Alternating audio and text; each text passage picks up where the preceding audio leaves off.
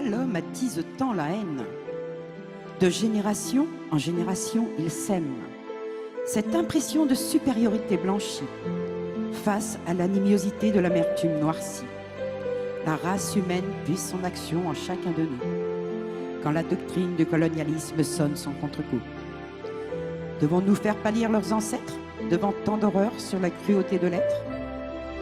Ils ont été échangés ou commercés vers tant de pays, sans se soucier de leur bénédiction, et tout ça par profit. Ces hommes et ces femmes qu'on maintenait soumis, la tête avilie, les pieds enchaînés au péril de leur vie, traînant sur leur dos la médiocrité de l'humanité, dans les conditions d'infériorité ou subordonnée. La négritude n'est pas l'ethnie du déshonneur, elle prend sa place parmi toutes les couleurs. Oserons-nous encore supporter cette discrimination et faire de cette ségrégation une ligne de démarcation? Oserons-nous encore nous regarder dans une glace en faisant semblant que rien ne se passe? L'anathème est lancé. À nous de l'excommunier. L'esclavagisme est né pour être expurgé. Que chaque nation ou chaque être défende par contumace ses propres convictions pour combler toutes les races.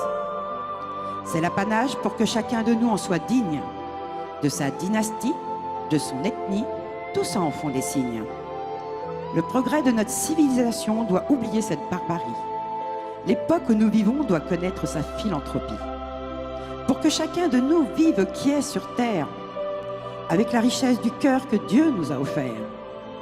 Car les symboles ont une importance cruciale et faire que l'humanité redevienne fondamentale. Aujourd'hui encore, l'on commerce l'humain comme une denrée. On continue dans l'immonde sans se préoccuper des dégâts occasionnés. Cet esclavage moderne doit être prohibé afin d'assurer un monde plus sensé, plus sensé, plus sensé, plus sensé.